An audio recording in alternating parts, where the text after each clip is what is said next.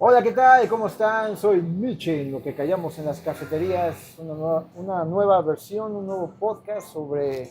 ¿Qué vamos a hablar hoy? Budismo. Budismo, estoicismo y qué repercusiones tiene en la sociedad actualmente el budismo. ¿Cómo estás, Alfonso? Bien, un Alfonso poquito Tóteles. disfrutando el otoño, Está que padre, llegó ¿no? muy frío. Sí, es una temporada muy bonita, ¿no? Entró el A mí frío me gusta mucho la temporada, pero llegó fría. y ¿estabas listo para el frío? No, ¿O te agarró en curva? no me agarró en curva. Mi querida Caro Jung, Yo muy contenta, muy feliz, disfrutando este pay de calabaza. buenísimo. También de temporada de otoño, muy rico, muy... De hecho, Alfonso está degustando también un Un capuchino capuchino. Pumpkin. calabaza, ¿Qué tal? rico. Todo calabazas Todo es de naturales, no calabaza. usamos jarabes, todo es hecho naturalmente, lo más posible. El Sin café recién molido, conservadores, sin exacto. Todas las calabazas saborizantes son naturales. artificiales. Hay jarabes y saborizantes ¿Ah, sí? artificiales que usan ciertas cadenas Ajá, de para calabaza. hacerte, sí, Órale.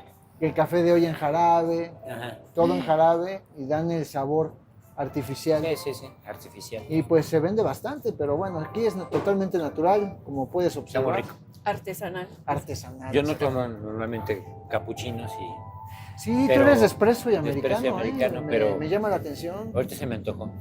Muy bien. ¿Qué sé que no eres rígido? Siempre puedes cambiar. Flexible, Eres no. flexible. Oh, ¿qué pasó? Rígido, sí. Vamos con calma, vamos con calma. Sí, sí. Rígido, sí. Rígido, sí. ¿Qué hubiera pasado si hubiera estado aquí Astro Lord? ¿No? Se hubiera armado una buena plática, Una buena plática al una respecto. albureada cósmica. Muy bien. Es correcto. Pues eh, yo quería hacerte una pregunta, Caro, porque yo quisiera saber qué impacto actualmente tiene el budismo en la psicología de tercera generación que hoy en día estamos viviendo como sociedad. Pues mucho, la verdad es que la psicología se dio cuenta que había una gran mina de conocimientos aplicables a la vida cotidiana para el bienestar. Veníamos como de dos generaciones cognitivo-conductuales que trabajaban mucho la parte del pensamiento, eh, cambiar el pensamiento, ¿no? Pero la psicología de tercera generación viene con esta novedad que es ahora cambiar la mente. Y que afortunadamente lo que implica esto es una visión eh, más positiva de la psicología. Por positivo no nos referimos a un optimismo de, échale ganas. No estamos hablando positivo en ese Que es muy sentido. común que piensen Ajá, eso. sí. No, positivo se refiere a que tú haces algo, sí, que no solo eliminas cosas, sino que pones cosas. Ajá. Digamos que generalmente la psicología era pensada como una cuestión de rehabilitación. Tienes un problema y entonces vienes a que te rehabilitemos, pero ya que está el problema. En cambio, la psicología positiva implica hacer ejercicio para prevenir, ¿no? Para ejercitar una mente que no se vaya a lastimar, que no se vaya a quebrar, que no sea una mente frágil o inflexible, y que eso le impida vivir los acontecimientos naturales de la existencia sin romperse, ¿no? Eh, de alguna manera, el, la psicología debería de ser eso, como un gimnasio al que acudes a fortalecer tu mente, a fortalecer tus capacidades y tus habilidades para poder enfrentar la vida de una mejor manera.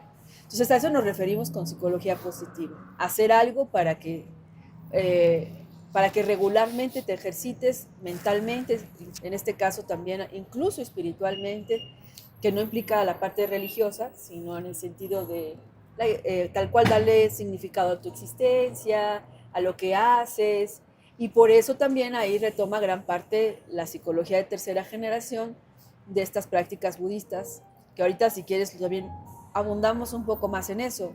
No son prácticas religiosas como tal, o sea, no Claro. es que tú te conviertas al budismo, no, de hecho puedes ser católico o protestante, judío y aún así beneficiarte de lo que el budismo te ofrece, ¿no? Entonces, en la psicología de tercera generación retomamos gran parte también de esto desde una visión laica, desde una visión no religiosa, evidentemente, sino científica. Y lo que ha pasado es que ciertas prácticas milenarias, por ejemplo, como la meditación, han probado también tener una repercusión real en el plano psicobiológico, ¿no? En el plano de la relación de la mente con el cuerpo, ¿no? Y hay ya muchas investigaciones en torno hacia eso. Si quieren, ahorita podemos abundar un poquito más en prácticas como la atención plena, etcétera, que han mostrado tener estos beneficios también, no solo para la parte psicológica, sino para la parte biológica.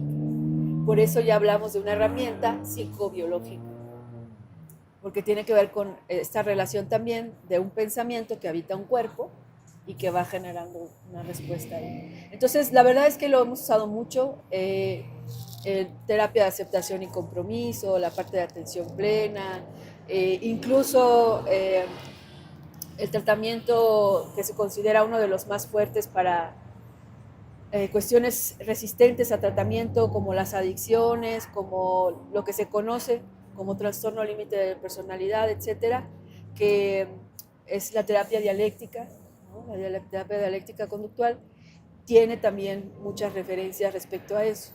De hecho, hay un libro, yo lo tengo en inglés, en PDF, pero tal vez se pueda conseguir ya traducido, que se llama así, The Borderline and the Buddha, ¿no?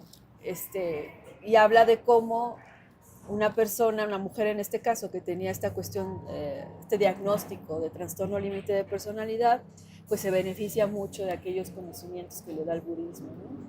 Y es de alguna manera una introducción a varias de las prácticas que hoy en día hacemos en la clínica, y que a mi parecer son muy funcionales. También gran parte, por ejemplo, de cuando yo decidí como estudiar estas estrategias, pues tiene que ver con que son gratis, son fáciles de aplicar, todo el mundo los puede aprender, de todas las edades, y en ese sentido facilitan mucho el acceso a la salud mental de las personas, sin importar sus diferencias particulares, ¿no? Y en este caso, por ejemplo, económicas. Es interesante esto porque veo que la psicología de tercera generación ya empieza a ver a la mente como parte del cuerpo, o sea, es una sola. No está Sí, separada son... la mente y el cuerpo. O sea, porque anteriormente podíamos decir, no, ¿sabes qué? Tú estás loco, tienes algo mal en la cabeza. Y realmente no está separado. Ese problema en la cabeza viene por un trastorno alimenticio, por otras cosas. Es una sola, digamos, una sola sustancia, dirían que ya eso de la sustancia está filosóficamente es controversial. Y con respecto a esta postura budista, entran también otras, ¿no? Que están actualmente como que surgiendo este pensamiento filosófico estoico, Uh-huh. que ahí me gustaría que nos platicara un poquito Aristóteles del estoicismo. ¿Qué te platico el estoicismo? ¿Qué es? ¿Cómo se relaciona actualmente? Bueno, es una corriente, pues voy a decir de pensamiento, pero también de vida, en la que básicamente la idea es que vivimos en un mundo, ahorita lo voy a utilizar estas palabras, en un mundo difícil, en un mundo complicado, que no tiene muchas opciones nomás. Y cómo aprender a vivir con él, ¿no? El estoico aprende a vivir en un mundo difícil, lo acepta, ¿no? Lo maneja en ese sentido, con esa aceptación. Un poco lo podemos ver en ciertas frases católicas, ¿no? Vivimos en un valle de lágrimas, tenemos que cargar con nuestra cruz, El destierro. hay que aceptarlo, ¿sí? Y bueno, de alguna manera es cierto, ¿no? La vida no es sencilla, en muchas ocasiones, bueno, la mayoría de las ocasiones no es sencilla, por más que algunas corrientes o pensamientos lo que quieran hacer ver así tan bonito, tiene aspectos muy difíciles, cotidianos, vivimos en el problema, ¿no? También vivimos en el problema que incluso lo que nos gusta ver en la televisión, en el teatro, en donde vayamos, son problemas. Una vida sin problemas no Sería aburrida. es curioso, sería aburrida, ¿no? Como decíamos alguna vez, ir a ver una película donde una persona se la pasará plácidamente toda la película en calma y tranquila, nos parecería aburridísimo. Es decir, parece ser que esta parte de la vida es algo inherente y el pensamiento estoico que viene desde la antigüedad ya ha ido pasando a las religiones que ahora, sobre todo a las monoteístas, asumen totalmente, ¿no? Y hay un común denominador entre estos dos pensamientos. Mira, eso es algo que a mí me gustaría ahorita que lo platicáramos. Yo con el budismo soy neófito, bueno, ni siquiera neófito, he tenido unos pequeños acercamientos por ustedes, que son, digamos, los que han estado en las prácticas. De hecho, me compré para Juan Arnau. de Juan Arnau, un libro que se llama Budismo Esencial, ¿no? Que es bonito, lo recomiendo porque tiene justamente estas conexiones con el pensamiento occidental, ¿no? Sí. Parece ser que hay algunas ideas de la filosofía muy comunes, ¿no? Aunque los principios pareciera ser que parten desde otro lugar, Claro. muchas de las conclusiones a las que se llegan tienen mucha cercanía. Entonces, tu pregunta fue la segunda, la última. Si tienen puntos en común. Ah, ¿Sí tienen sí. puntos en común? Sí, Sí, sí, sí. los tienen. Sí, perdón, sí los tienen. Pero creo que va a ser bonito esto para poderlos ir como amarrando esos hilitos, ¿no? Sí, porque ya vamos a empezar con el primero que yo observé de estos puntos, es ver la realidad.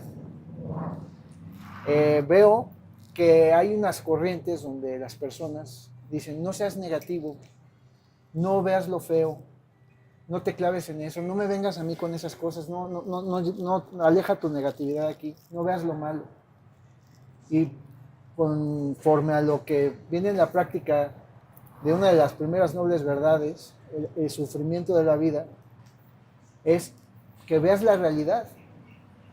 El ausentarse de ver las cosas como son, el no ver al dolor que ahí está presente, el negar que una persona que está llorando le digas, no llores, está mal, el evadir todas estas cosas es causa de sufrimiento.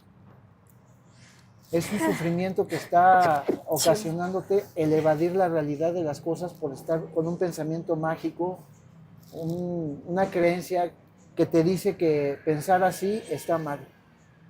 ¿Qué nos puedes decir sobre la realidad con respecto a la psicología, de evadirla?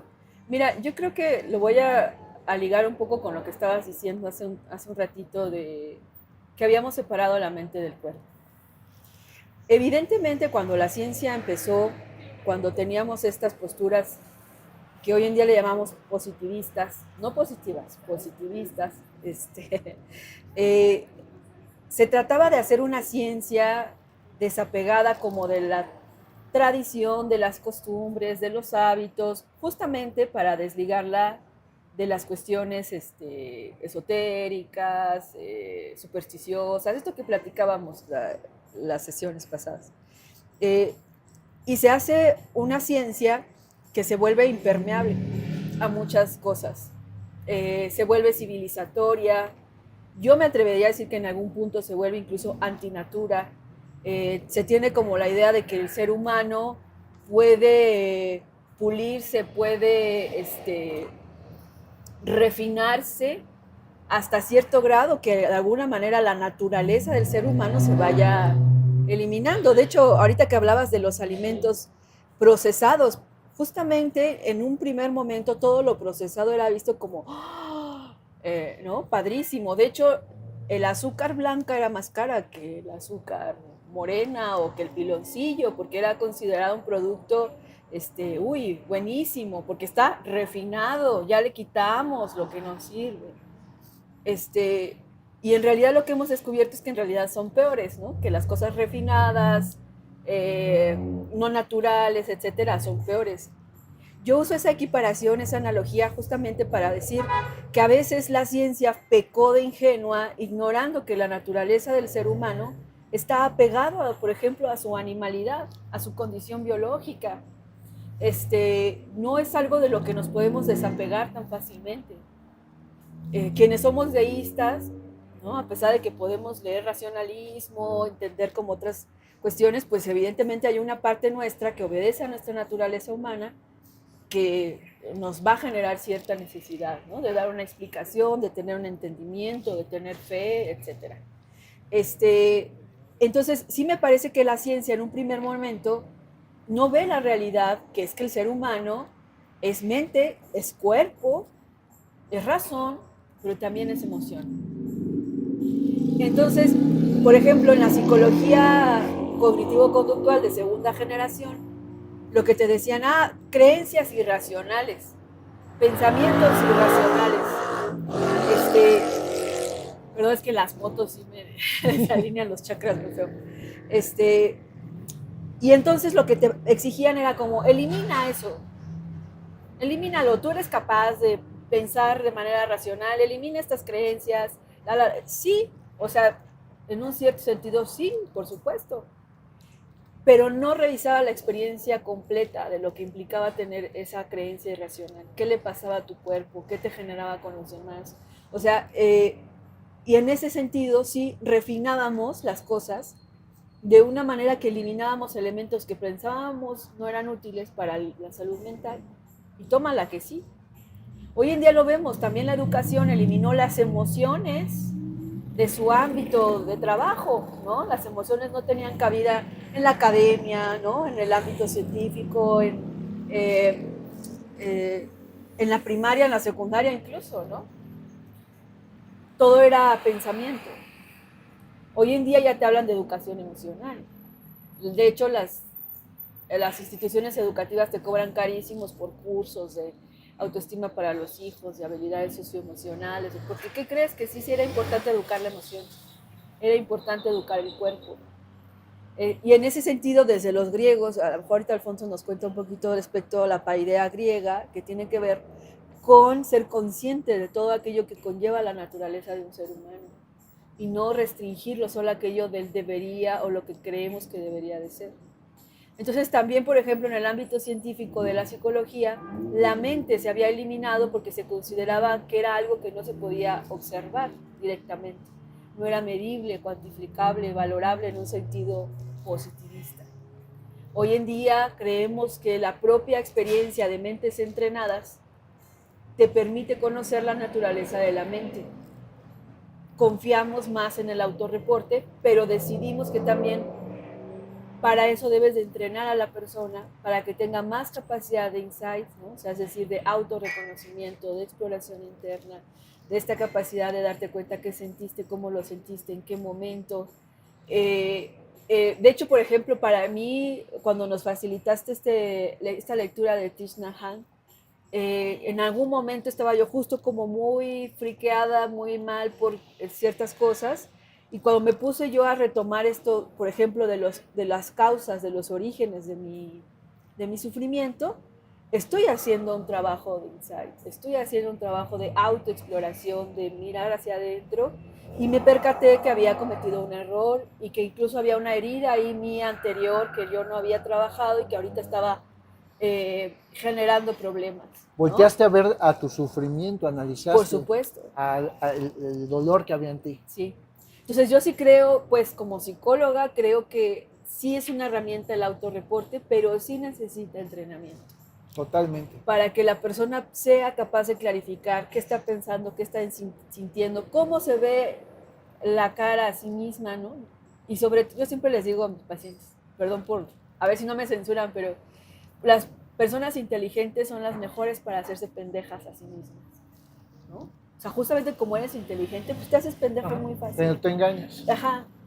El Dr. House es un ejemplo de eso. Es un hombre que tiene cierta habilidad de inteligencia, pero la usa para hacerse pendejo a sí mismo, para ignorar su adicción, la manera narcisista en la que se posiciona con los demás. Justificarse. Sí, ¿no? Y se da en la torre. Entonces hay veces en que justo la inteligencia, la capacidad de establecer raciones, lo vimos en algún otro capítulo del podcast, de racionalizar las cosas, a veces hasta actúa en tu contra. Claro. Por eso para mí se implica un entrenamiento, implica que nos capacitemos todavía más para entender qué está pasando de manera interna, ¿no? Entonces sí creo que ver la realidad de entrada, contestando tu pregunta, implicaría ver al ser humano en su integralidad. Somos sentipensantes, ¿sí? Somos tanto racionales como irracionales. Tenemos tanto un lóbulo prefrontal como un cerebro mamífero y como un cerebro reptil. O sea, es decir, tenemos emociones e instintos. Claro. ¿Sí? Entonces, creo que también esta parte como un poquito occidental de ver al ser humano como solo mente, solo racionalidad, ya nos separamos de los animales, ¿no? De hecho, somos más irracionales que los animales que no humanos, ¿no?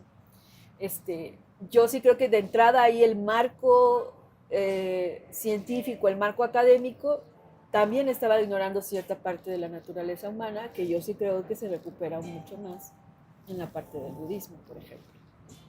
Yo ahí tengo más preguntas, ¿no?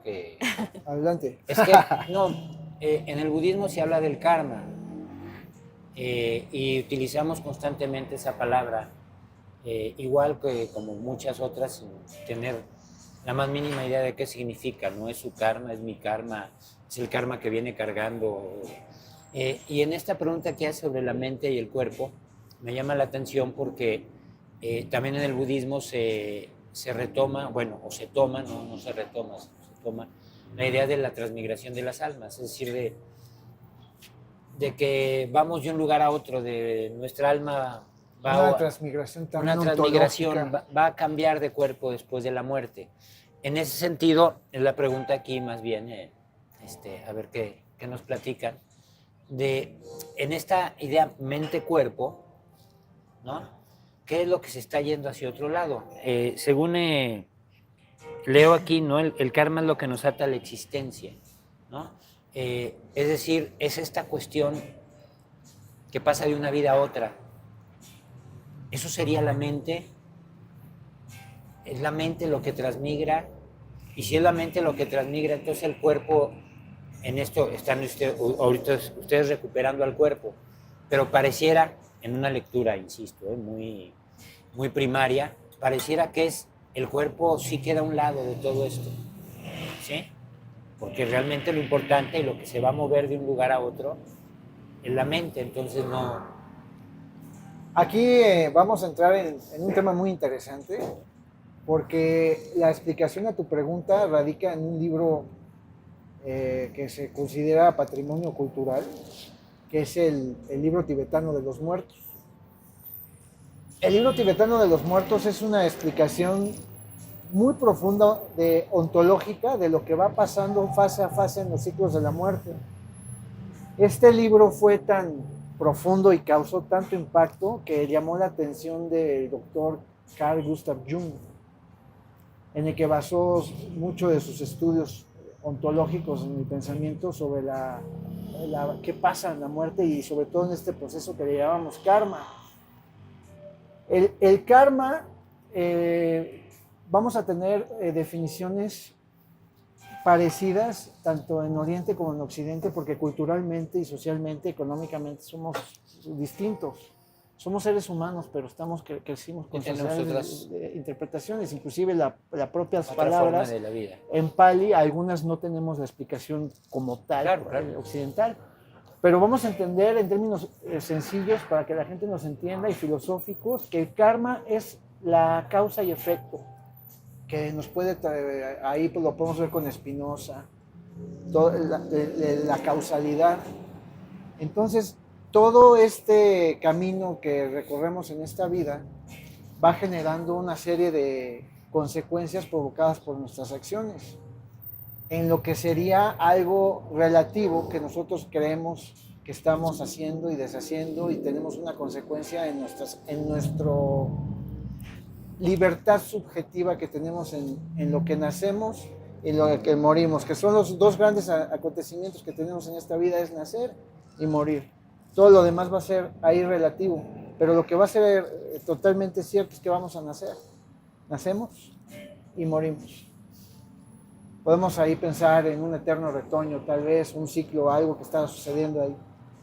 En esa piedra que lanzamos, que es la vida, que va, la piedra se lanzó y podríamos hablar de una libertad subjetiva ahí, ¿no? La piedra se lanzó independientemente, que la piedra vaya pensando que va haciendo, que puede hacer y desee, que puede frenarse, lo que sea. Lo que sí es que en tu mente, lo que vamos a tratar de cultivar y arreglar aquí es calmar ese proceso en nuestras acciones. ¿Qué estamos haciendo dentro de este movimiento que tenemos de vida? ¿Qué vamos a cosechar? ¿Qué vamos a sembrar? Entonces, en todo este proceso se denomina lo que es la acción, la reacción, la causa y el efecto, lo que es el karma. El karma no necesariamente es malo. Mucha gente dice que es malo. Sí, Es sí, tu karma. está tomado Esto es con tu karma. Tu karma. Con es esa tu acepción karma. es el karma. Inclusive ha sido la palabra favorita de comportamientos narcisistas para justificar el maltrato hacia otra persona. Yo fui tu karma. Es tu karma. Es tu karma aguantarme, güey. ¿Sabes qué? Te caíste porque yo hice algo mal. Es tu karma, güey. Entonces el karma es peligroso. Es una interpretación que requiere entendimiento. Uno de los grandes desaciertos y vilezas que es vista en el budismo, para Gautama lo denominan en sus sutras como la ignorancia. La ignorancia, el no cultivar la mente, el no estar estudiando, es considerado un tropiezo, una desvirtud en las personas, porque eso genera torpeza y genera un paro. Entonces, eso hace que se frene ese procedimiento de lo que estamos hablando, de lo que es el karma, y tengas como por consecuencia acciones negativas. A lo mejor tú actuaste bien, con buena voluntad, pero por estupidez causaste un daño. Por no razonar. Se habla de la compasión inteligente, entiendas, inteligente, no compasión ciega de que vamos a hacerle bien a todo el mundo, vamos a darle dinero a todo el mundo. En esa acción que tú quieres ayudar a alguien, le puedes estar dando en la torre, puedes estar perjudicando a una persona en lo que tú crees que está bien y le estás generando un mal. Y podemos ahí hablar de un karma. Ahora, ¿qué puede ser el karma? Un karma bueno. Oye, mira, este cuate tiene buen karma. No le ladran los perros. O este cuate tiene mal karma. Y luego los perros se le van encima. O tienes muy buen karma y te echan los perros acá. Tienes muy buen karma y todas las chavas se están viendo, ¿no? Pero sí entiéndase que tiene un efecto. El efecto positivo, el efecto negativo en el impacto en esta vida, y en el proceso ontológico que habla el libro tibetano de la vida y la muerte, pues lo va marcando mucho.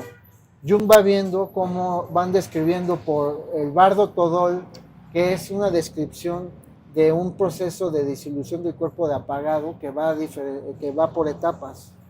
Entonces viene la primera etapa de dejar de respirar, vienen las señales de la muerte, cuando la pérdida de calor, la pérdida del agua, cuando empiezan a tener sed, empiezan a tener ciertas cosas que van dando aviso de lo que está.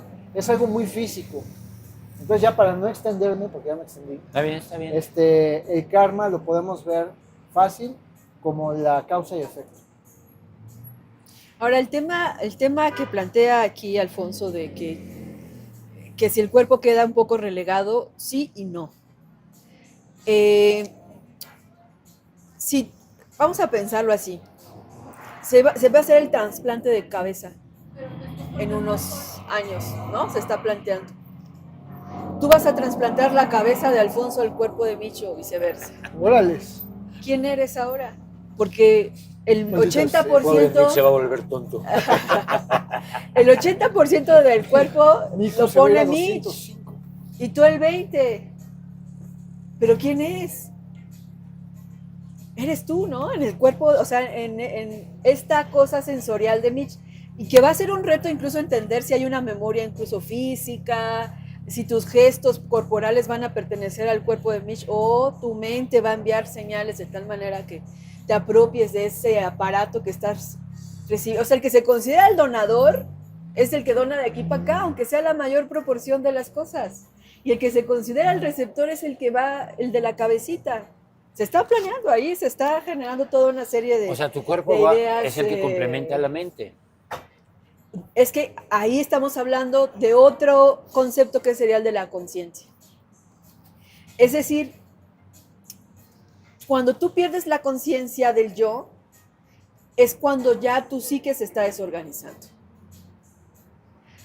Cuando tú quieres valorar a una persona, saber si está bien, la valoras en tiempo, espacio y persona. ¿Dónde estamos? ¿Dónde estamos? En la cafetería. En la cafetería, ¿no? Tu nombre. Michelle. Michelle, ¿qué día es hoy? No sé. Ahí ya no está orientado el tiempo. Ya está, ¿no? ya está un poquito Ya está un desdibujado. poquito desorientado, ¿sí? Al menos habrá, es octubre, no sé, es otoño, llegaron Sí. los pumpkin coffees, ¿no? Cuando una persona pierde tiempo y espacio, todavía dices, pero si una persona pierde la conciencia del yo, no sabe quién es, qué edad tiene, cómo se llama, qué es lo que pasa con algunas situaciones de demencia, ya se está desorganizando la conciencia. La mente sigue funcionando, claro, es capaz de agarrar una tacita, de comer, de respirar, o sea, mantiene ciertos funcionamientos, pero la parte de la conciencia se está afectando.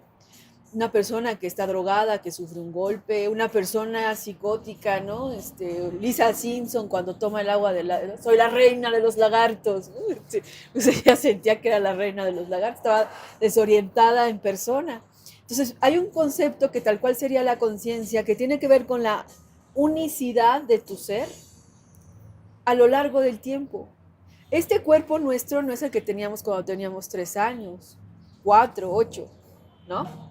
Este cuerpo ha ido cambiando, sin embargo, tú sí te identificas como Mitch, el Mitch que estudió en tal escuela, tú te identificas como Alfonso, que creció aquí en Jardines de San toda Mateo, una idea de una ¿no? continuidad. Exactamente, ajá. Esa continuidad de la conciencia, una de las cosas que se piensa ya en el plano metafísico del budismo, es que sigue avanzando, porque no es algo inherente ni al cuerpo ni a la mente, es algo aparte.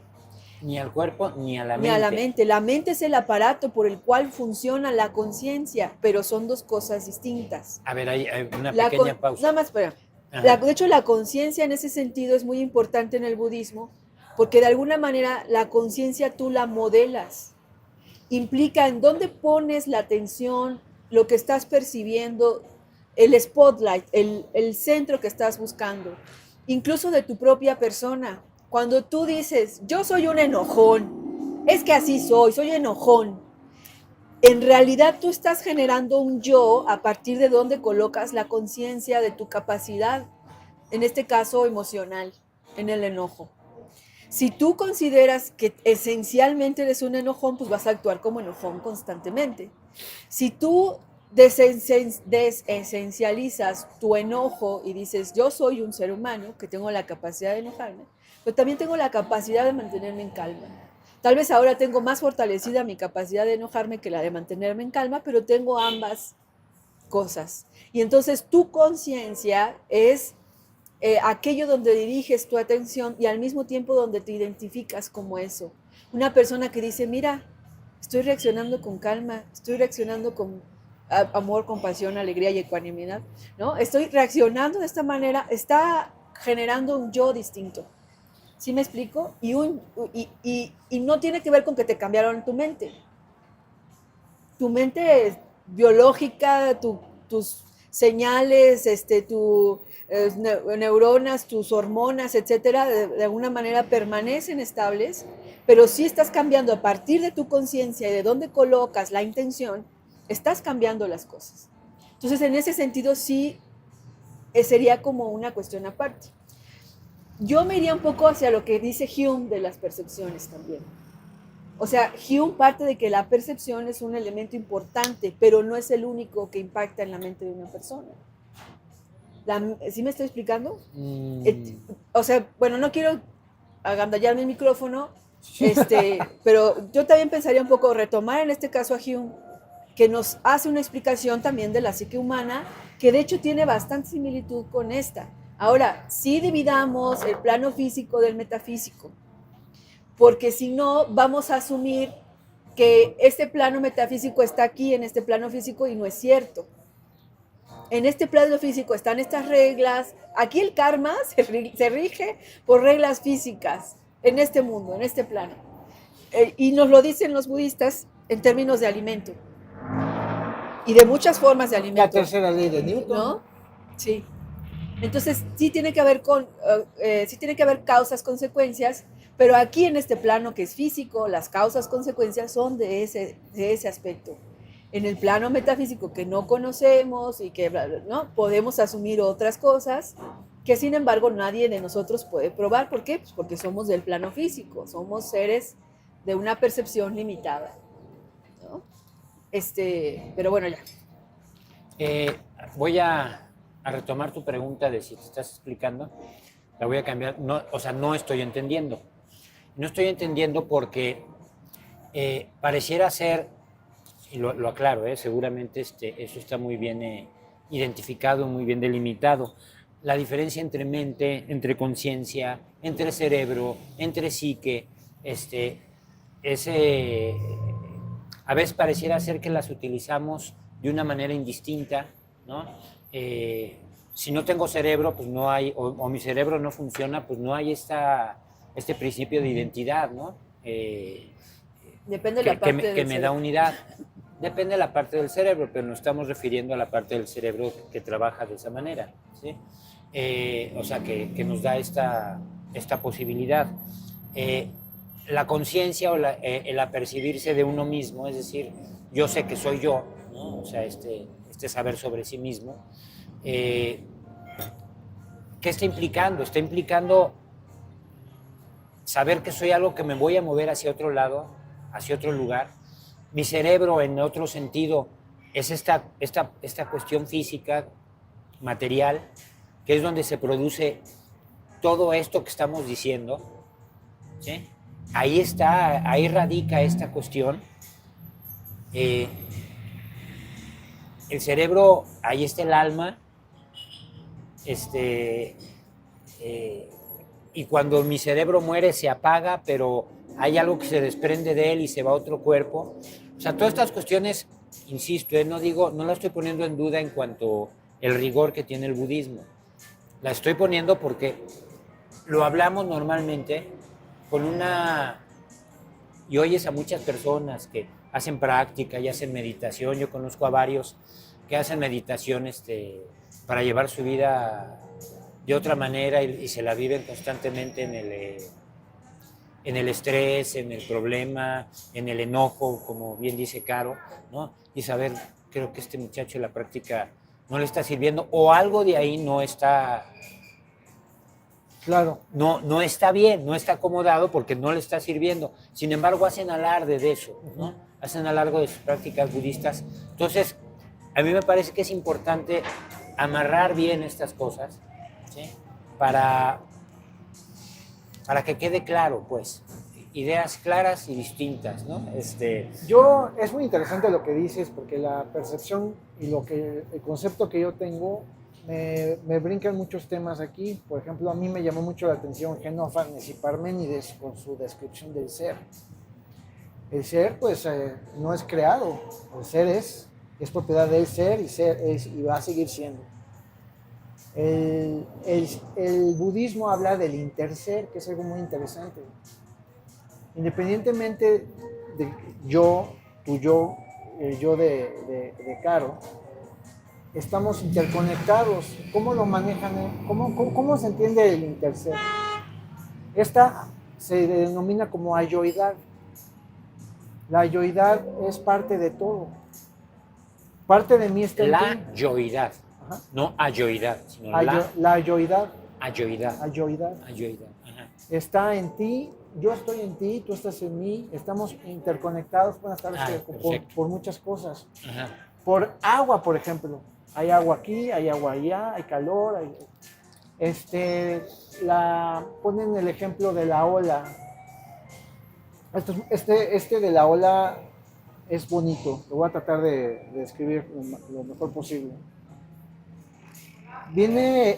Está el mar, estamos observando la playa y vemos el nacimiento de una ola, como un surfista que está en su tabla cómodamente cachando la ola. ¿Cómo surge una ola? ¿Cómo surge la ola? Es hermoso ver cómo surge la ola porque empieza a agarrar, crece, nace, crece, va agarrando fuerza.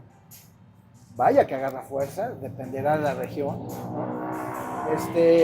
Hace ruido, y tiene todo un impulso, y tiene, podríamos decir, una vida relativamente a los ojos de la propia ola, lo que conciba tiempo, espacio, lo que sea. Ella está naciendo, está en su máximo momento, creciendo, poderosa, rugiente, con mucha fuerza. Esa ola en su trayecto empieza a percibir y sabe que ese impulso no lo puede parar, que va a seguir hacia adelante. Pudiera ser antropomórficamente pensar en la muerte de un ser, que la vejez, que va a llegar y va a terminar, y empieza a sentir cómo su fuerza empieza a terminar, mas sin embargo sigue y puede hacer muchas cosas en ese ínter. Pudieran pasar muchas cosas en las que la ola sepa que es libre, ¿no? La ola empieza a perder fuerza, empieza inclusive, podemos empezar a pensar que la ola empieza a deprimirse, a ponerse triste, de que ya no es esa ola fuerte, tan poderosa que tenía, llena de surfistas alrededor y observable. Empieza a perder fuerza, hasta que llega lo inevitable, que es ya la disipación de la ola. La ola se disuelve, la fuerza se absorbe, la fuerza con la que fue empujada pierde, se va hacia otro lado. La energía no se crea ni se destruye, solo se transforma. Es muy interesante ver a dónde se transforma esa energía. Ahí tendríamos que hablar con Astrolor para que nos explique a dónde va la energía que ya se ocupó, que ese es un tema muy interesante. Entonces ahí la ola pudiera pensar, es el fin, ya, todo esto acabó. Pero va a llegar un momento en donde la ola pudiera pensar, yo no más era la ola, soy agua. Y está el mar. La ola es parte de esa agua, de ese mar. Entonces, ontológicamente pudiéramos poner al ser así. Parece ser que el ser se mueve y habita, transmigra, ocupa un espacio determinado en un ser humano, donde al momento que lo habita se ajusta y ve ciertas cosas que sacan su potencial, como pudiera ser el prefrontal, ¿no? El córtex prefrontal, el ser se habita y ve un córtex prefrontal y se empieza a involucrar en este ser y empieza, digamos, a pulirse, a trabajar, a desarrollarse. Pero entiéndase dentro de estas verdades, ¿no? Finitud no es para siempre, pero el ser sigue. El ser sigue, y podemos hablar ahí de la transmigración de las almas, de entrar a temas más profundos sobre la reencarnación y los planos y que hablan los budistas, que en lo personal yo la práctica que hago es para la parte psicológica, que es la tranquilidad, las emociones, el pensar en mi ser y reflexionar en mi ser, que al final de cuentas la meditación eso es lo que va a hacer. Es una reflexión ontológica profunda y una conexión donde ese ser está habitando este cuerpo y te conectas y estás consciente del esfuerzo, por ejemplo, que hace tu corazón todo el tiempo, que no para, pum, pum, pum, pum, pum, pum, todos los días está trabajando, el sentir tus músculos, que puedes pensar, que respiras, que te conectas contigo. Y una vez conectado contigo, conectarte con la realidad y ver que es real. Por eso la primera noble verdad es la impermanencia y el sufrimiento. Sí. ¿Puedo responder algo respecto a eso? Creo que también hay un poco el tema, es en general algo que escapa al entendimiento humano, porque no, o sea, justamente hay que reconocer que hay temas en los cuales no tenemos las respuestas. Pero, a ver, en el sentido de la conciencia, del yo, de la mente, evidentemente hay muchas cosas en las que se traspolan los conceptos. Por eso el pensamiento de este tipo requiere una capacidad de entender las paradojas. De hecho, esta paradoja se conoce como el barco de Teseo y tiene ya esto desde el 500 antes de Cristo, ¿no? Platón, Heráclito ya se habían planteado bastante respecto a esto, ¿no? Si el barco de Teseo le vas cambiando las partes, sigue siendo el barco de Teseo, o sea, es el mismo barco con el que vivió sus aventuras, o estamos hablando de que ya es otro barco. O sea, esto es un pensamiento paradójico. Es un pensamiento que no va a partir de respuestas claras, de pues, determinantes, de líneas y fronteras académicas definidas, no, la neta no. O sea, y de hecho yo creo que parte esencial de fortalecer la mente tiene que ser aprender a vivir con paradojas, aprender a vivir con preguntas sin contestar, aprender a tolerar como esa parte en la que no va a haber una respuesta completísimísima que satisfaga incluso a todas las diversidades de creencias, de experiencias, etcétera, que incluso estamos, yo creo que en un momento que la tecnología nos ha planteado incluso la existencia de otras realidades, ¿no? De una hiperrealidad, etcétera. El propio concepto de Matrix implica eso, ¿no? Si la persona está conectada a una máquina y en su mente está viviendo todo eso, ¿es una realidad? O la realidad es la del cuerpo que está siendo conectado a la máquina y que es utilizado en este caso como en la película, como una batería. O sea, cosas así, este tipo de pensamiento que te va a dejar en la aporía, en ese punto donde tu cerebro chale, se queda incluso hasta pausado, agitado, así como revuelto, porque es un concepto que te nubla el entendimiento. Esto es parte del concepto mismo del budismo. Por eso utilizamos muchos cuentos, historias, narraciones que tienen que ver con eso. Tan solo el del pacto y la botella, ¿no? Que si quieren luego lo platicamos. Pero estas paradojas, este pensamiento que acepta que hay de aquí para allá algo que desconozco o que no puedo asegurar, que no puedo, es parte de una mente fuerte, es parte de una mente flexible, hay una mariposita, es parte de la capacidad de entender tu humanidad y el entendimiento que tienes como ser humano. Eh, y no aspirar a ser algo no humano que tenga todas las respuestas, que sea omnisapiente, omnipresente, omni fregada. Pues no somos eso. Tenemos una capacidad muy grande de razonar, imaginar, crear, sí, pero tiene un fin, tiene un límite. Y aprender a vivir con esos fines, esos límites, esas paradojas, eso que se queda sin respuesta, creo también que es parte de ser sabio, ¿no? Sócrates lo dice constantemente. Eh, Plantea su conocimiento a partir de que dice que yo solo sé que no sé nada. Es decir, asume que va a haber algo que no va a poder responder. Y creo que también eso es rico, eso es válido, eso es sabio. Y creo que en ese sentido también el budismo se asume a sí mismo así. De hecho, hay un libro que se llama El universo en un solo átomo, donde el Dalai Lama dice, no tenemos todas las respuestas. Y si un día la ciencia prueba que los conocimientos que el budismo comparte son incorrectos, entonces el budismo tendrá que cambiar. Es decir, asume que somos ignorantes y que podemos equivocarnos y que si algún día la ciencia prueba que eso es incorrecto, asumiremos por encima de la religión o la práctica o la filosofía budista, asumiremos a la ciencia. Y de hecho me parece que para un líder religioso, como se piensa en el Dalai Lama, aunque puede ser también un líder espiritual, etcétera, un líder de un estado que ya no existe, ¿no? Que era el Tíbet, él mismo asume que puede equivocarse, ¿no? Que podemos probar al rato que esto no era así, que está bien, que entonces el budismo tendrá que cambiar. Y a mí me parece que es justo una postura frente a la vida que yo comparto, ¿no? Yo siempre lo digo acá, yo no me asumo en un púlpito, yo no me asumo como, yo soy la...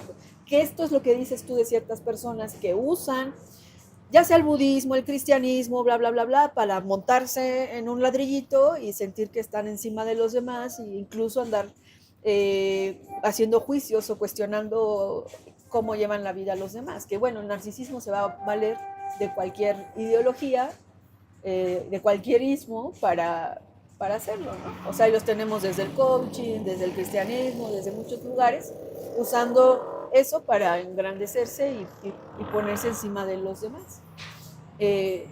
Entonces, yo sí creo que un pensamiento como el budista aprende a decir, hasta ahí sé, hasta ahí sé, y puedo equivocarme, y puede cambiar.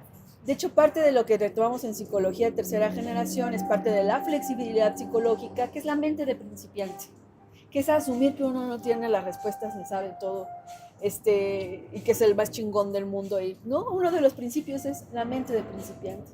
Acercarte a las cosas de manera ingenua, como si las vieras por primera vez, que siempre tienes la posibilidad de aprender y conocer más.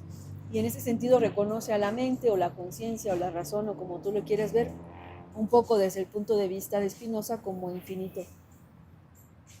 Infinito. La capacidad de conocer será infinita. Siempre tendrás algo más y más y más y más que conocer e incluso cosas que desaprender. No sé si esto sea una respuesta al comentario que hizo sobre mente, cerebro, porque es alma. una paradoja.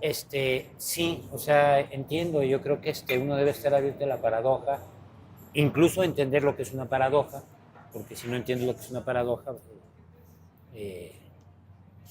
estás en un problema, igual. Es decir, si yo planteo algo, intento decir qué entiendo por eso, ¿no? Si no, es un poquito el llegar y insisto, aclaro, no estoy diciendo que esto suceda, ¿sí? O sea, estoy diciendo que para mí resulta confuso, ¿sí? Si a mí llega alguien y me dice, me avienta un rollo, en donde las cosas no están, lo que está diciendo está distinto, está distinguido, ¿no? No sé de qué va a estar hablando, o sea, no sé a qué te estás refiriendo, ¿sí? Eso no quiere decir que no asumas la paradoja, que no estés en actitud de asumir la paradoja, de asumir que no tienes todo el conocimiento, de que no existe todo el conocimiento. No, simplemente que lo que yo digo, como lo estoy diciendo en este momento, es intentar ser claro para que los demás, ¿no? Si quiero comunicarlo, puedan tener acceso a eso, ¿sí? ¿Cuál sería para ti entonces la diferencia entre mente, conciencia, cerebro? No, si quieres no, aportar no, desde no, a ver, yo no, no estoy ahorita aquí en el plano de pontificar sobre eso. Estoy intentando, desde el pensamiento que se está planteando aquí, distinguirlo nada más, porque vuelvo, es decir, si hablo del cerebro no es algo que vaya hacia otro, efectivamente ese cerebro es algo a lo que va a llegar a transmigrar algo, ¿no? Y desde el que tendré que volver a pensar lo que ya traigo cargando. No sé si me doy a entender. Sí. ¿Sí? Igual que el cuerpo, ¿no? O sea, voy a ubicarme después en otro cuerpo. Entiendo, por ejemplo, esto de la ola, ¿sí? Lo entiendo de una manera quizás cargada más hacia Occidente, ¿no? Sí, efectivamente la ola se disuelve. Ese modo finito, utilizando términos espinocianos, ese modo finito se disuelve, ¿sí? Y en esa disolución, ¿sí?, sus diversos elementos se van a enrolar con otros elementos para crear otro modo distinto. Y así al infinito, efectivamente, así al infinito, uno tras otro, uno tras otro, uno tras otro. Sí, eso intento entenderlo de esa manera, ¿no? Y llegamos, por ejemplo, al problema del Atman, que dice el yo, ¿no? Entonces, ¿cuál es ese yo? ¿Es esa carga que pasó de un lugar a otro? ¿O es el yo momentáneo, finito, ¿sí?, de esta vida finita que tengo en este momento? Y cuando muera esta cosa, va a transmigrar algo a otro lugar, pero no soy yo, no voy a... Porque de hecho yo no tengo conciencia ni de mi vida pasada ni de mi vida, ¿sí? Entiendo que plano, pues. Entiendo que son preguntas...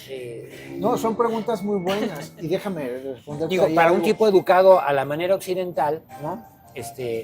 Ojo, que no está disociado, porque muchas de las cosas están puestas en la filosofía occidental, ¿sí? Pero llaman la atención, es decir, me parece que es rico abordarlas, ¿no? Mira, lo que tú estás diciendo y las paradojas es muy interesante porque esto, al final de cuentas, en las reflexiones budistas, en las meditaciones, tu maestro es interno, tus proyecciones son internas, a lo que te lleva de que después de reflexiones profundas y estar meditando y eso, vas a llegar a una sabiduría. Yo, Alfonso. Alfonso, sí, tú vas a alcanzar ahí algo, tú vas a ver algo y te van a llegar respuestas a ti que al final de cuentas, ¿cómo sabes que te están haciendo bien o son correctas? Simplemente analiza tu vida, tu bienestar, cómo está tu vida actualmente. Para ir digo, ya entrados en gasto. Sí, venga, o sea, venga. entiendo yo, Alfonso, pero desde una parte del pensamiento occidental y un poco sobre lo que leí, ¿no? Entiendo yo a Alfonso como algo que se va a disolver, que es tan momentáneo que ni vale la pena. ¿Sí? Es decir, no vale la pena clavarse en esta gran importancia del yo, ¿no? Que un día va a ser presidente de la República y luego va a ser mandatario mundial, que va a transformar el universo.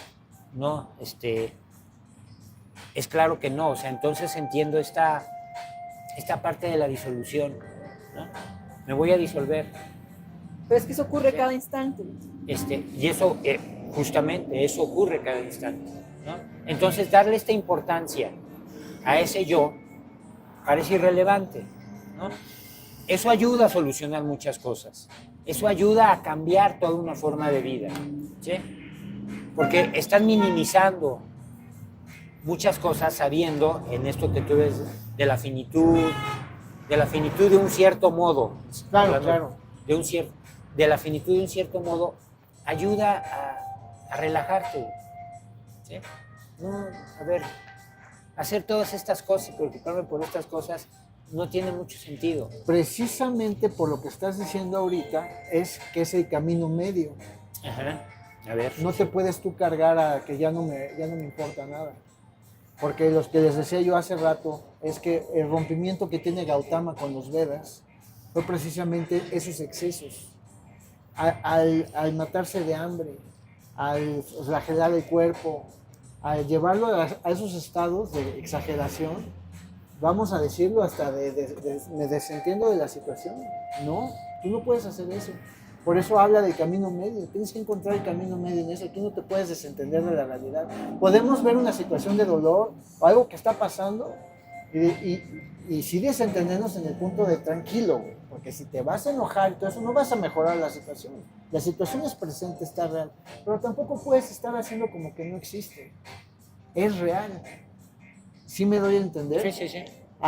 Bueno, está frente a mí. Ajá. No, sea real o no, eso también. Claro, ahí vamos a es entrar otra en un cuestión, tema es otro filosófico muy profundo, kantiano, ¿no?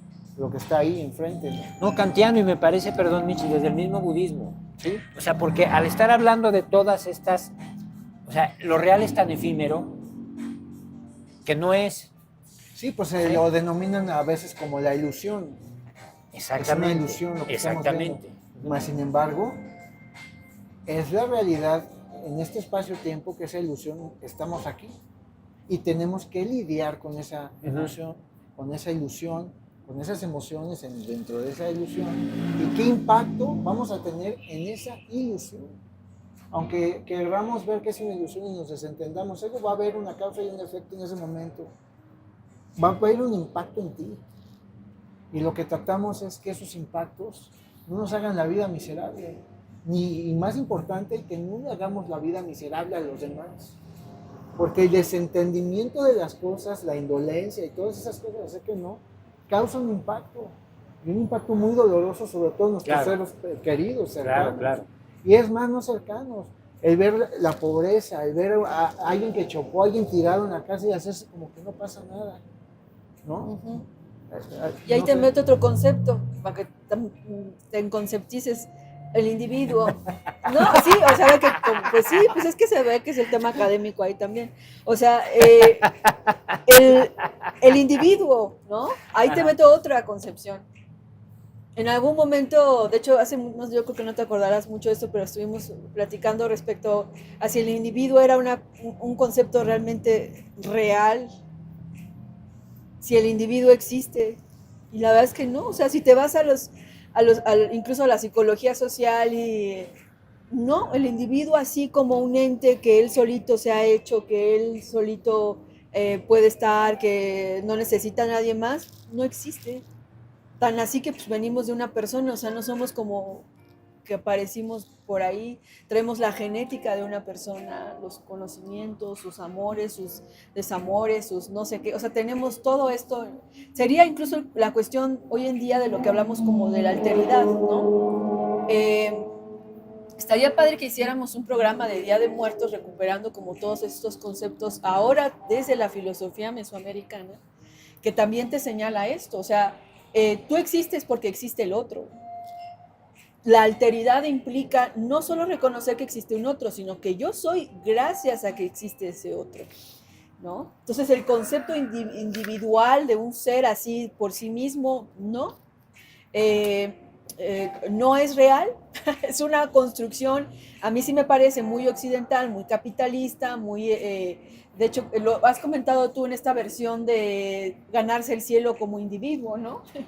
Y tú salva tu alma y tú ve y vete al cielo. Pero incluso en el cielo, ¿con quién vas a estar? Pues ¿para qué quieres ir al cielo si vas a estar de solapas ahí? Es decir, hay toda una concepción también en el sentido sociológico de que a mí me parece que el budismo lo toma, sí lo pone en otras palabras, sí usa metáforas, usa analogías y cosas así, pero sí te está hablando en este caso, por ejemplo, de la alteridad versus esta visión de un individuo, que yo soy de la postura que el individuo no existe. Pues. Existe en la parte como, si quieres, biológica, como un cuerpo que está ahí, pero aún el cuerpo mismo está en relación con los otros cuerpos. A mí júntame con un grupo de mujeres menstruantes y nuestra menstruación se va a sincronizar. A mí cámbiame de clima, sácame de este clima nublado, ponme en otro clima y voy a sentirme diferente. Llévame a apoyar a la América contigo y verás cómo nos sincronizamos. Ajá, ese es otro consíguete tema, un por favor. perrito y Que así. además ahorita no se debe de tocar. Entonces también creo que no solo es una cuestión metafísica, también tienes una cuestión sociológica. Y desde la psicología social muchas de estas posturas son las que nos permiten entender, por ejemplo, cuando nos metemos en una masa como en un partido de la América, ¿por qué cambiamos? ¿Por qué nuestras reacciones, nuestras formas incluso de razonar las decisiones cambian? Los fenómenos de masas son un tema interesantísimo. O sea, nos convertimos en la ola, ¿no? A ver, yo sí quiero aclarar ahí algo porque parece ser que hizo ruido, ¿no? O sea, sí tenemos que decir, por ejemplo, la palabra individuo cuando estás comunicando con algo que estás entendiendo por individuo, ¿sí? Individuo es el que no se divide, ¿no? Y para efectos de este tema me parece un concepto muy interesante para tratar. Si tú dices en un término coloquial, individuo, la gente entiende individuo por persona, entiende individuo por esa persona que va ahí caminando, ¿no? Pero individuo tiene otro sentido, de hecho la palabra misma lo dice, el que no se divide. Bueno, aquí para efectos de esto, si nosotros aclaramos ante alguien ese término, ¿sí? Que no tiene que ser academicista, sino simplemente de comunicación, ¿sí? Se abre un panorama de entendimiento. Estás refiriéndote a un individuo como algo que no se divide. Normalmente las personas creen que no se dividen, ¿sí? Pero efectivamente, como lo acabas de decir, estamos dividiéndonos constantemente, ya sea físicamente o en el comportamiento. ¿Cuántas veces digo yo voy a llegar a tal lugar y me voy a comportar de una determinada manera? ¿Sí? Sí, claro. Y llegado el momento te comportas absolutamente de la contraria. Quiere decir que no existe ese individuo, sino que eres varias posibilidades. Claro, ¿sí? Claro. Bueno, el entender el término individuo para efectos de una plática enriquecedora me parece maravilloso. No es una cuestión académica. ¿Sí? Vuelvo a insistir, no es una cuestión académica, porque si no parece que estamos diciendo cosas que los demás creen entender o creemos entender. En mi caso, es que nos pregunten, creo entender lo que están diciendo, ¿sí? pero luego voy a decir otra tontería por ahí que Ahí no vamos tiene nada a- que ver con lo que ustedes me Un explicaron. poquito al interser, ¿no? Un poquito. De lo del individuo. Individuo. Sí. También se entiende esta otra parte a la que te referías, Mitch, y que lo Carol también lo dijo. Yo no soy sin el otro, somos lo mismo, sí, claro. Sí. Más sin embargo, estamos colocados en cuerpos biológicos Sí, diferentes. sí, sin embargo, si tú ¿Sí? se lo dices a alguien a eso, ¿Sí? Ah, si digan tú los se lo dices a biologistas. alguien eso, le va a parecer extrañísimo. Entonces hay que aclarar el por qué estás diciendo eso. Claro. ¿Sí? O sea, a ver, ¿cómo que yo no puedo vivir sin ti? Desde luego que puedo vivir sin ti. No, pero es que no estamos hablando en este plano inmediato. Tiene algo mucho más profundo. Sí, claro, sí, sí, sí. En la filosofía de los pensadores latinoamericanos, y que está desde San Pablo, yo no soy si tú no eres. Así. Déjenme leerles algo del libro segundo de las meditaciones de Marco Aurelio, muy interesante con respecto a ver la realidad y lo que somos con respecto al otro. Y me parece magnífica, y creo que esta es de las mejores que he leído de su cita. Dice: todas las mañanas recuerda repasar esta cuenta. Hoy tropezaré con al menos un fisgón, con un ingrato, con un provocativo, con un doloso, con un envidioso y con un intratable. Pero yo sé bien que la causa de todos estos vicios es porque estas personas ignoran el bien y el mal. Por el contrario, yo he aprendido y meditado, por una parte, que la naturaleza del bien consiste totalmente en lo honesto y la del mal en lo torpe. Por otra parte, comprendo bien que bien comete un error no deja de ser mi pariente, no necesariamente por el vínculo de compartir una misma sangre o prosapio, sino porque participamos de una misma mente y partícula o porción divina. Es por todo lo anterior que comprendo que ninguno de ellos puede perjudicarme, puesto que ninguna otra persona puede enredarme en su infamia mientras yo no lo permita, y que no he de enojarme contra quien es mi pariente, ni concebir odio contra su persona. Los hombres hemos nacido para ayudarnos mutuamente, como lo hacen los pies, las manos, los párpados, las dos filas de dientes.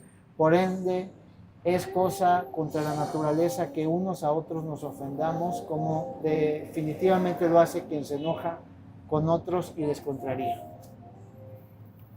Muy búdico. Sí, sí, sí. Muy búdico. Por eso yo hablaba de que es muy interesante ver cómo se entrelazan pensamientos estoicos con budistas. Sí, y como bien, o sea, yo a ese texto, ¿no?, me encantaría ponerle Claro, pues una eso gran trata. cantidad de cosas. Sin embargo, en el entendido de la paradoja, como dice Caro, bueno, entonces ahí puedo intentar conciliar algunas de las cosas que dice. Por supuesto. ¿Sí? En el entendido de la paradoja. Por supuesto, sí. Solo de esa manera. Es a lo que voy con lo de la meditación. Cada meditación que por separado ustedes tengan, van a tener paradojas. Va a haber ahí cosas que van a estar meditando y meditando y meditando, y ese entendimiento al final va a ser individual, aplicado a tu realidad, a tu vida cotidiana. Ahí te vas a dar cuenta si está funcionando o no, ¿no? Ahora, yo, o sea, ya más por meter ruido un poquito, más todavía. Más ruido. No, la neta, ni biológicamente somos individuos. Ni siquiera biológicamente somos individuos. O sea, tú te juntas con otra persona y tu salud va a ser otra. Tu cuerpo, tu alimentación, tu microbiota, tus ciclos hormonales, tu forma de hablar. No, ni biológicamente somos individuos. Estamos todo el tiempo transmitiéndonos cosas, estamos todo el tiempo generando cambios, incluso en el cuerpo de la otra persona. Hay gente que está contigo y tus chakras se te alinean padrísimo, y hay gente que te la pones al lado y se te desalinean los chakras. A la manera en que lo estás diciendo es que habrá que de sistematizar perfectamente a qué nos estamos refiriendo, tal vez estéticamente, desde el plano estético, hasta la ropa.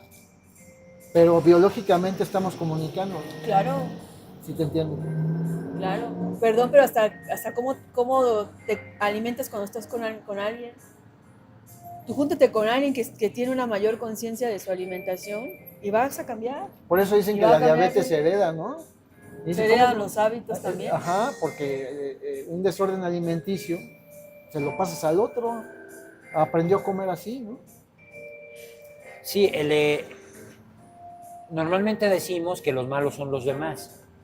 Toda conversación Tú eres malo. toda conversación versa sobre la maldad de los demás. Siéntense en un café a escuchar las pláticas de los otros y verán que siempre se está hablando de la maldad de los demás contra la bondad del que lo dice.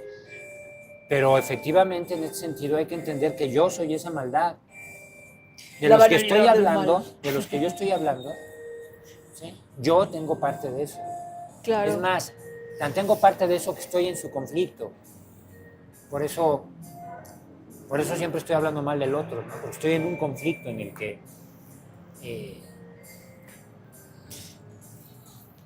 es imposible salirse. Es decir, hay algo más en todo esto que efectivamente no alcanzamos a comprender con claridad, ¿no? Que hay muchas cosas que nos están ocultas, que no por eso quiere decir que no sean naturales, simplemente que no la hemos llegado a conocer, ¿sí? Y entre esas esta cuestión de la paradoja, ¿no? Claro. Y estas cosas de las que estamos hablando, que dices que no las podemos comprender y que son causas de sufrimiento. El estar hablando mal de los demás es sufrimiento. ¿Llevas tu teléfono? Hay un sufrimiento, hay una tristeza Sí. en la persona por la Sí. cual está actuando así. ¿Sí? Ese origen de ese sufrimiento deriva, hablamos filosóficamente, de una tristeza. Sí. Hay una Sí. frase que dice que antes de declararte deprimido, analices si no estás junto a estúpidos. Algo así dice la Ajá, frase, ¿con ¿no? quién estás rodeado? ¿Con quién estás rodeado? Por eso un sutra dice que es mejor caminar la senda solo que en compañía de un necio. Entonces, hay ocasiones en que uno esencializa en sí mismo algo, cuando sí tiene que ver con la configuración de las personas con las que habitas, con las que estás. Junto contigo está este universo social del cual tú te alimentas. Por eso yo les insisto, no existe la individualidad. Es que tienes razón, y de hecho por eso yo hablaba del interser. Entiendo lo que dice Alfonso y entiendo lo que dices tú. Que no está distanciado. No, o sea, no está distanciado, pero es que sí el vale mucho la pena. pensamiento paradójico nos permite conciliar conceptos aparentemente Claro, y sí tenemos que distintos. poco a poco ir definiendo a qué nos estamos refiriendo. Porque yo lo entiendo fácilmente con lo del interser, ¿no? Pero muchas personas van a decir, oye, espérate, yo soy yo y tú eres tú, ¿cómo estamos, de qué manera, ¿no? Estamos conectados? Y en el entendimiento de esto, de esta conexión, cuando se hace consciente, ¿no? Cuando se abra nuestro entendimiento y la hacemos nuestra, es cuando aparece el mundo erótico. Así es. Y de hecho tiene que ver con dejarte alimentar por las personas con las que estás, pero elegir de quién te alimentas. Y déjate alimentar, aunque tú te quieras posicionar como el que sabe, el chingón, el que medita, esa persona tiene algo que decirte, tiene algo que te puede alimentar, ¿no? Porque también, así como podemos ser las malas personas, también yo creo que todo el mundo es capaz de generar, bueno, menos los narcisistas, pero son capaces de generar nobleza en sus actos de querer dar al otro, de querer enseñarte algo. Nada más si me permiten contar una experiencia como que a mí me marcó mucho en esto. En algún momento yo viví una lesión, tuve un esguince de un pie y estuve con mucho dolor, con mucho sufrimiento. Iba a los médicos y yo venía de esta idea como de no, nunca vayas a un huesero, nunca vayas con una persona de esas, y entonces iba a los doctores, pero pues me llenaban de puro medicamento, yo no veía avance, traía incluso una muleta, y después, aunque dejé la muleta, seguía con el dolor, y el dolor ya se había extendido desde el pie hasta por acá, ¿no? Y yo iba, me acuerdo, la Gustavo Madero, una colonia bastante marginal, en el sentido económico, iba pues a charlar también, ¿no? Hablar sobre crianza, sobre actitudes apropiadas para la crianza y otras cosas que me gustaba reunirme con mujeres. Yo lo hacía de una manera incluso como pues desinteresada. Era, pues sí, digamos, una especie de reunión que hacíamos de manera voluntaria todas, ¿no? Y dentro de ese grupo había una señora que me decía, tú traes algo mal, se ve la manera en la que caminas, tienes un dolor que va a estar aquí, que no sé qué, así nada más de verme caminar. Era una señora que ni la primaria tenía terminada, o sea, no era una mujer de, conocimientos, académico, no, pero sabía y me veía y me dice, déjame ayudarte. Pero yo en ese entonces todavía tenía este discurso de no, la ciencia, los médicos chingones, los estudiados, ¿cómo me voy a dejar que me hagan? Bueno, para no hacerles el cuento largo, agarró alcohol, una velita, un vaso, no sé. Bueno, me puso ahí en el suelo, ahí en la casa, en el patio, ahí me puso arriba de unas toallas y ahí empezó a, me hizo llorar, incluso mientras me hacía el ejercicio me decía, yo todos los días hacía esto por mi hijo, dice, yo tenía un hijo con parálisis cerebral y antes de que muriera yo todos los días con mucho amor y con mucho cuidado le hacía esto que te estoy haciendo a ti, ¿no? De hecho se me acuerdo y me hacía Claro, bien. sí. Porque en serio sí se sentía que lo hacía con mucho amor. Sí. Bueno, el chiste es que me sanó, y ya cuando íbamos a terminar me dice, lo más importante es camina sin miedo. Y así no dijo más nada y fue una palabra que hasta el día de hoy me ayuda como a reflexionar la manera en la que me estoy moviendo en el mundo. Y ya cuando nos íbamos, nos despedimos, le di las gracias y todo y me dice, ya ves, yo también te puedo enseñar algo. Y yo le dije, es que no, o sea, no solo me enseñaste, me curaste, me aliviaste, me tocaste, no somos individuos. Y si nos dejamos tocar y si nos dejamos nutrir y nos dejamos alimentar por las personas que están ahí queriendo compartir con su nobleza sus conocimientos, ¿no? Porque ella sí lo tenía. No tenía títulos, no tenía estas cosas, pero tenía el conocimiento y las ganas de hacer, además de eso, un gesto amoroso hacia alguien que ella había interpretado que yo le había dado algo, que también, ¿no? Yo siento que ella me dio 100 veces más de lo que yo pude darle en su momento. Bueno, tan así que vean cómo me pongo, me da sentimiento, porque fue un momento muy valioso para mí que sigo atesorando muchísimo, ¿no? No somos individuos y podemos nutrirnos también de las personas escuchando. Y a mí me parece justamente que el gran enemigo a veces es ese pensamiento refractario, reactivo de no me digas, no me hagas pensar, no me hagas cambiar, ¿por qué me aconsejas? ¿Por qué me quieres dar? No negando el alimento que muchas personas quieren compartir contigo, ¿no? Sí, eso es muy común. Quieren ayudarte con algo para que mejores, para que estés más sano, más sana. Y a veces ese pensamiento refractario no nos permite justamente alimentarnos de aquello que el mundo sí nos puede ofrecer, ¿no? Porque no solo hay mal alimento en el mundo, hay muy buen y noble alimento en el mundo. Y ya con eso ya Dios quiere. Podemos continuar el podcast. Me gustaría que el siguiente habláramos sobre la impermanencia de las cosas, sobre las causas del sufrimiento, desde la perspectiva filosófica, la impermanencia de las cosas, el eterno retoño nietzscheano, por ejemplo, ¿a qué se refería Nietzsche? Nietzsche me intriga mucho porque en esta parte del nihilismo, la expresión más aguda del nihilismo, pareciera ser que en sus raíces, en sus mensajes, algo como que quisiera decir que hay algo búdico ahí. Dice cosas como el eterno retoño, cita mucho a los budistas. El eterno retoño de quién, ¿no? ¿Qué hiciste, muchacho? Yo le había dicho en broma al principio. No, gracias. Sí, no está bien. De hecho, lo tengo que releer porque fue el primer libro que empecé a leer y se me hizo muy pesado. Bravo, muchacho. Sí. Sí, sí, tú fuiste que me dijiste, un plato fuerte para iniciar, ¿no? Pero muy bien. Algo para... Sí, yo nada más como como ilustración de la paradoja, dice Mario Benedetti en un poema que se llama Defender la alegría, ¿no? Tiene 2 versos, dice, bueno, tiene mucho, pero dice, defender la alegría de los males endémicos y de los académicos, ¿no? Pero al final dice, defender la alegría hasta de la alegría. Sí. ¿Sí? Sí. Es decir, Sí, la falsa alegría.